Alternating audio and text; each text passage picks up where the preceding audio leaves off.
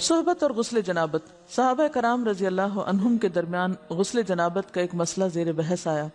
ایک گروہ کہتا تھا کہ غسل صرف دخول پہ فرض ہو جاتا ہے، انزال شرط نہیں، یعنی واٹر ڈسچارج جو ہے وہ ضروری نہیں۔ دوسرا گروہ بیان کرتا تھا کہ وجوب غسل کے لیے دخول کے ساتھ انزال بھی شرط ہے۔ یہ طویل مباحثہ کسی فیصلہ کن صورت پر منتج نہ ہوا۔ آخر قرار پایا کہ ام المومنین حضرت عائشہ رضی اللہ عنہا سے دریافت کیا جائے۔ حضرت عائشہ نے کہا کہ رسول اللہ صلی اللہ علیہ وسلم نے فرمایا، اذا جلس بین شعبها الاربع ومس الختان الختان فقد وجب الغسل۔ جب مرد عورت کی چار شاخوں کے درمیان بیٹھ جائے اور اس کا محل ختنہ عورت کے محل ختنہ کے ساتھ مس کرے تو غسل واجب ہو جاتا ہے۔ تو مسئلہ یہ ثابت ہوا کہ صرف دخول پر ہی مرد اور عورت جنبی ہو جاتے ہیں اور ان پہ غسل واجب ہو جاتا ہے، انزال یعنی منی کا نکلنا شرط نہیں۔ جنابت کے احکام۔ وجوب غسل کی حالت کو حالت جنابت کہتے ہیں۔ وجوب غسل یعنی جب غسل واجب ہو جاتا ہے تو اس حالت کو جنابت کہتے ہیں۔ جنابت کا لفظ جم سے، جم پہلو کو کہتے ہیں، نہیں بچنا۔ مندرجہ ذیل چار حالتوں میں مسلمان مرد اور عورت پر غسل کرنا فرض ہو جاتا ہے۔ نمبر 1، جوش کے ساتھ منی خارج ہونے کے بعد، اس میں احتلام بھی داخل ہے، یعنی کوئی ایسا خواب آئے یا ویسے۔ نمبر 2، صحبت کے بعد یعنی سیکشول انٹرکورس کے بعد۔ نمبر 3، حیض کے بعد۔ نمبر 4، نفاس کے بعد یعنی بچے کی پیدائش کے بعد۔ اس میں یاد رکھیے کہ بہت سے لوگ پوچھتے ہیں کہ اگر خواتین انٹرنل چیک اپ کرواتی ہیں تو کیا اس سے غسل واجب ہوتا ہے؟ تو کوئی غسل واجب نہیں ہوتا جب تک کہ ان چار چیزوں میں سے کوئی چیز نہ ہو۔ اس میں یاد رکھیے کہ بہت سے لوگ پوچھتے ہیں کہ اگر خواتین انٹرنل چیک اپ کرواتی ہیں تو کیا اس سے غسل واجب ہوتا ہے؟ تو کوئی غسل واجب نہیں ہوتا جب تک کہ ان چار چیزوں میں سے کوئی چیز نہ ہو۔ صرف منی خارج ہونے سے بات نہیں، بلکہ جوش کے ساتھ منی خارج ہونے کے بعد غسل واجب ہوتا ہے۔ رسول اللہ صلی اللہ علیہ وسلم نے فرمایا، جب تم عورت کی چار شاخوں کے درمیان بیٹھ کر صحبت کرو تو تم پر غسل واجب ہو گیا اگرچہ منی نہ نکلے۔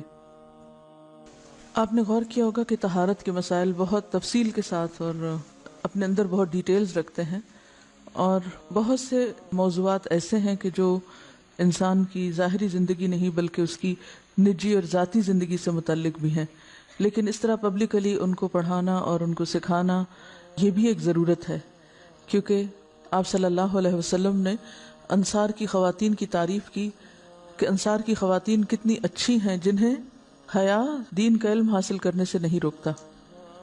تو سوال یہ پیدا ہوتا ہے کہ آخر اتنی تفصیلات کیوں؟ اور بعض لوگ اس کو ناپسندیدہ قرار دیتے ہیں، تو ایسا کرنا ناسمجھی کی علامت ہے۔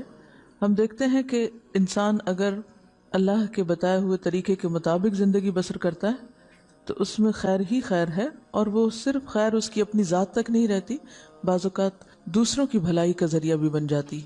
عورت کو بھی احتلام ہوتا ہے۔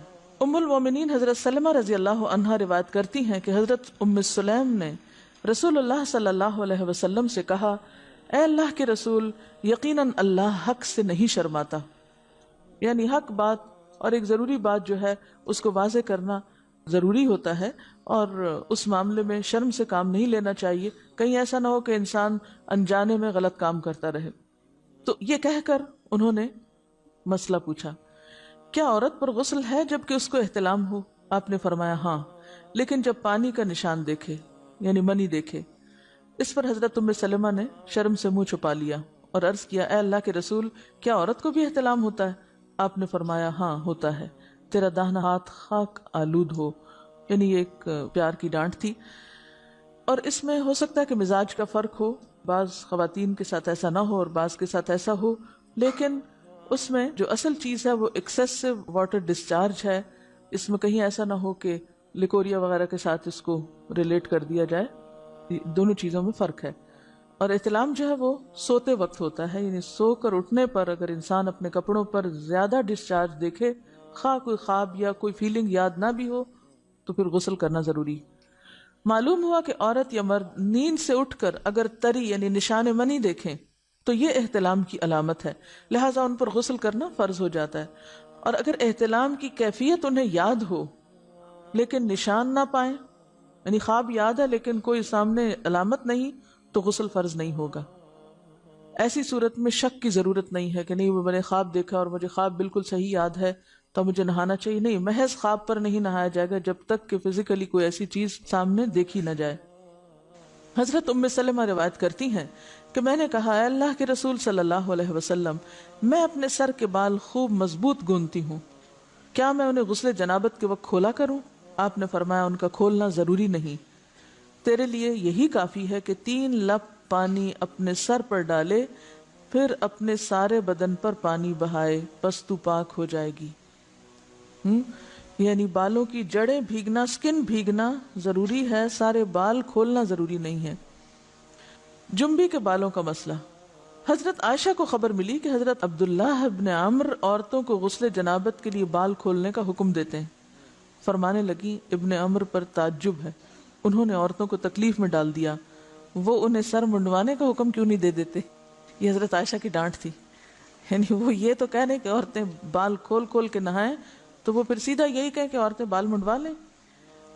میں اور رسول اللہ صلی اللہ علیہ وسلم ایک ہی برتن میں غسل کرتے، اور میں اپنے بال کھولے بغیر سر پر 3 چلو سے زیادہ پانی نہیں ڈالتی تھی۔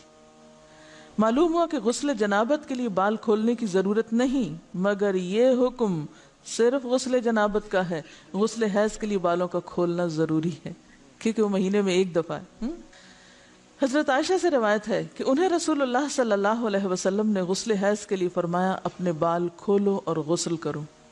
اس میں آپ دیکھیے کہ دونوں چیزوں میں فرق کیوں ہے، دونوں کی نوعیت فرق ہے، اور حیض جو ہے وہ ایک نجاست کی کیفیت بھی ہے نا، قل ہوا اذی، تو اس کے بعد نہانا اور نہا کر خوشبو لگانا خاص طور پر اس کا سارا حکم آتا ہے، لیکن غسل جنابت میں نجاست کی وہ کیفیت نہیں ہے، یعنی حیض کا خون اور منی جو ہے ان دونوں کے حکم میں بھی فرق ہے، ٹھیک ہے نا۔ بعض علماء کے خیال میں جو منی ہے اٹ سیلف وہ ناپاک چیز نہیں ہے، اگر کسی کپڑے وغیرہ کو لگ گئی تو وہ کپڑا ناپاک نہیں، اگر اس کو خشک ہونے پر خرچ کے صاف کر دیا جائے تو کپڑا صاف ہو جائے گا، لیکن خون حیض پر آپ صلی اللہ علیہ وسلم کیا فرمایا، چٹکیوں سے مل مل کے اس کو صاف کر کے دھوئے، تو ان دونوں میں بھی فرق ہے، لہٰذا ان دونوں کے بعد نہانے کے حکم میں بھی فرق ہے، ایک میں بال کھولے جائیں گے اور بال بھی دھوئے جائیں گے اور بالوں کی جڑیں بھی دھوئی جائیں گی، جبکہ دوسرے عام غسل جنابت میں بال کھولنا اور پورے بال دھونا شرط نہیں۔ بہت سے بچے ایسی جن کی شادی ہوتی ہے اور اس کے بعد انہیں ان مسائل کا پتہ نہیں ہوتا، یا تو وہ شرم کے مارے نہاتی نہیں، یا نہاتی ہیں تو پھر وہ پورے بال دھو دھو کے سکھانے میں اور ان چیزوں میں اتنا وقت ضائع کر دیتی ہیں کہ پھر بعضوں کا شوہر کی نافرمانی اور آپس کے تعلقات میں ٹینشن، لوگوں کا خوف۔ تو اگر دین کا صحیح مسئلہ پتہ ہو تو انسان ان تمام مشقتوں سے بچ جاتا ہے اور ایک نارمل روٹین کی لائف گزار سکتا ہے۔ اس میں کیا صرف 3 کپ پانی، 3 لپ پانی، یعنی 3 دفعہ کیوں کہ اگر ایک دفعہ ڈالنے سے پوری طرح نہیں بھیگا تو آپ یہ بھی کر سکتے ٹیپ کے آگے سر کر کے، تو ساری سکن جو ہے سر کی اس کو آپ گیلا کر لیں، پیچھے سے بال جو ہیں اگر لمبے ہیں تو ان کو ایک طرف کر دیں تاکہ پورے بال نہ دھونے پڑے، نہ سکھانے پڑے اور نہ خشک کرنے پڑے، اور باقی جسم پہ پانی بہا لیں۔ دوسری صورت یہ ہے کہ مگ میں پانی لے کے تو اس کو آپ تھوڑا تھوڑا کر کے پورے کو ایک دفعہ کریں، پھر اس کے بعد دوبارہ کریں اور تیسری دفعہ رول کر کے بالوں کو پیچھے سے شاور کیپ ڈال لیں اور باقی جسم پھر دھو لیں۔ شاور کیپ سے کیا ہوتا ہے عام طور پر کہ پیچھے کے جو سارے لمبے بال ہیں پھر وہ نیچے گر کے گیلے نہیں ہوتے، وہ آپ کے سر پہ ہی ٹک جاتے ہیں۔ تو سر کی سکن دھوئیں اور بالوں کو جوڑے کی شکل میں باندھ کے اوپر شاور کیپ پہن کے پھر باقی جسم کو اچھی طرح دھو لیں۔ تو اس میں آپ دیکھیں کہ جب بالکل سر کے سکن کا حصہ ہی تر ہوگا، اور یہ 3 دفعہ کرنا ہوگا، ایک دفعہ سے نہیں کام چلے کہ 3 دفعہ کرنا، تاکہ کوئی بھی بال برابر جگہ سکن کی خشک نہ رہ جائے۔ تو اس سے کیا ہوگا کہ جتنا کم بال گیلے ہوں گے اتنے کم دیر میں ان کو خشک بھی کیا جا سکتا ہے اور کسی بھی مشقت کے بغیر انسان نماز پڑھ سکتا ہے۔